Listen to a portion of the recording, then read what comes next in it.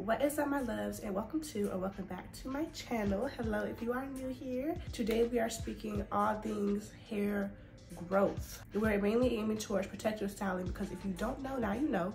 Protective styling is at like the top. It's like top 3 and when it comes to hair growth and retention, and I'm going to speak to you about the hair growth side to everything.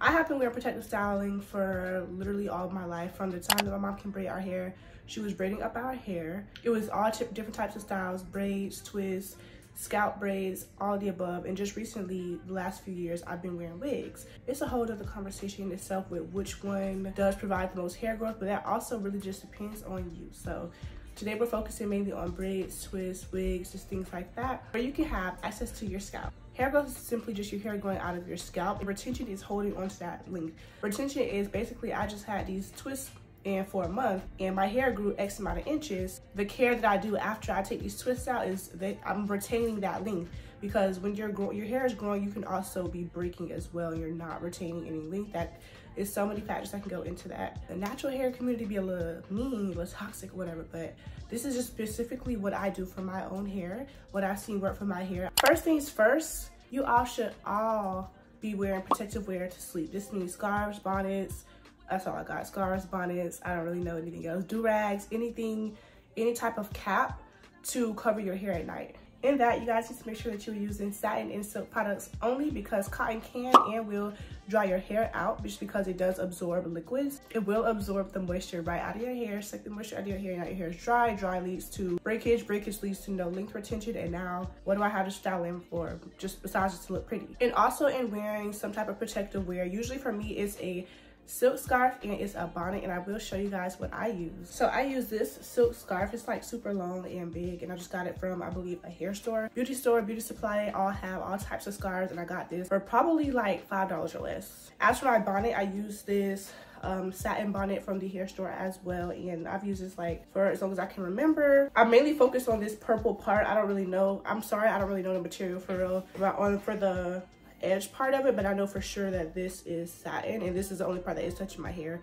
The scarf is typically covering the rim of my hair, so this never actually touches my hair, so only the purple does, and it is vital for retaining all that moisture that you are putting into your hair to make it grow. Next is going to be your moisturizing routine, and lucky for y'all, I do need to moisturize my hair today. I do it every couple of days, 2 to 3 days. I can go 3 days, I can go 2 days. I don't over moisturize because I don't want my hair to be super dirty. And if you do find that your hair is super dirty from build-up product, you can always rinse out your protective styling. Will it make it last less long? Yes, but it is worth it. You don't want your scalp dirty and nasty. Step 1, we get a spray bottle just with regular water. I put hot water in this because I do like hot water. When it gets on my scalp, it's not super hot, it's usually just warm, so that is what I use. And step 1 is to spray literally everywhere. And that also includes the length of your hair, because your ends are the oldest part of your hair and they need to be kept too. They're important. Don't forget your ends. You don't do that. After that is in, I just kind of saturate the hair, you know. Next, I go in with one of the 2 products. I either go in with a thick moisturizer. This one is the TGIN Buttercream Daily Moisturizer, or I go in with a lightweight leave-in conditioner. Either one works, and I use the Mielle White Peony Leave-In Conditioner. I also have another Mielle one that I use as well, and it's not a spray bottle, but the spray bottle comes in clutch too. So either one, this one smells better, so I like to use this, but either way, they work. So I open it up and I get some, and just remember that you can always add more if it's not enough. And I rub it in my hands. This is a little bit thicker, so you can add some water in it to thin it out just a little bit, and I put it everywhere. I showed this in a vlog, but I didn't go into full details, and I just want to show it again. That is how I do it, and I just add a very generous amount, as long as it's not under moisturized. That's crazy. Put that in your hair, you should be good to go. The next step in this is that you're going to want to seal in that moisture, and how I do this is I always use an oil. I use a castor oil, I use olive oil, I use rosemary oil from Mielle, that's my favorite girl, or I use wild growth hair oil. So this is a wild growth oil. It's almost out because I use a lot of it. And then this is the Mielle Rosemary. This one is popular as heck, and I know why, because this works wonders. So I usually do a combination of the 2, or you can also use castor oil, but castor oil, or the one, at least the one I use, is super thick, and I don't like feeling like my hair is weighed down, so I don't usually go in with this. I do hear it from time to time, but this is not the one I reach for. I typically reach for these two, and I'm gonna do it every time. So I'm gonna show y'all the two. I just get a decent, put a little more amount. This one is a little bit too, so I don't overuse it. But then this one is the rosemary oil. It is the thinnest, and so you like her. And also, guys, I typically always put some on my edges, but for the video purposes of the video, I don't want my edges to look crusty. We're not gonna put any on our edges. And I use about this much of that one. This one's a tiny bit thinner, but it's also still thick. And I coat my hair, and like I said, I always put it on my edges. Anything I put on my hair, I put on my edges, because my edges just started growing back. My baby hairs just started growing back because it was snatched away by the wigs. That is done. Your hair is nice and moisturized. You can do this before bed, so you can put your cap on after. You can do this in the morning. I like to do both. I do it in the morning so I can just go and makes my hair a little bit fresher. It doesn't smell like old natural hair.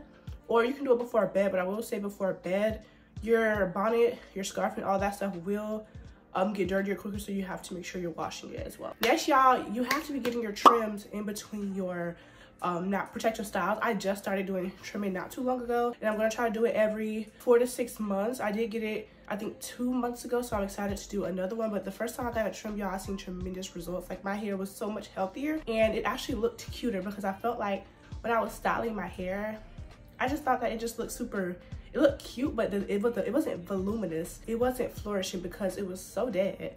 Like, the ends were dead. My hair was growing, but my ends were dead. So get rid of those dead ends. And also, when it comes to detangling your hair will fall out a lot less, because when you're detangling your hair, if you're doing it correctly and you're still experiencing a lot of hair loss, it could be because the ends of your hair are dead. So trim your hair. Trim your hair. And trimming is not even that expensive. Well, it depends on who you go to. I go to someone, she only charges $10 for a trim. So you have to come with your hair blow dried or flat. She prefers flat iron, but I'm not gonna keep flat iron my hair, so you have to go blow dry and get a nice trim. You're good to go. And they only take like 10-15 minutes to trim your hair, so it's not that bad. Something that I just kind of mentioned a few minutes ago is to make sure you are washing your edges. I do my edges pretty much every day. That is so much build up compared to my regular hair. So when you are doing your edges every day, things are building up. Your edges are getting super dirty. And if you know, you know. After like a week or more straight of just doing your edges, they don't lay cute anymore. The edges is not giving. But when you wash your edges and you wash your edge brush, they give. It's just healthy to make sure that your edges are also still growing, so you won't experience balding or any of that other type of stuff. Another tip for hair growth, and this kind of ties into a little bit of retention as well, is that you want to make sure you're not leaving in your styles for too long.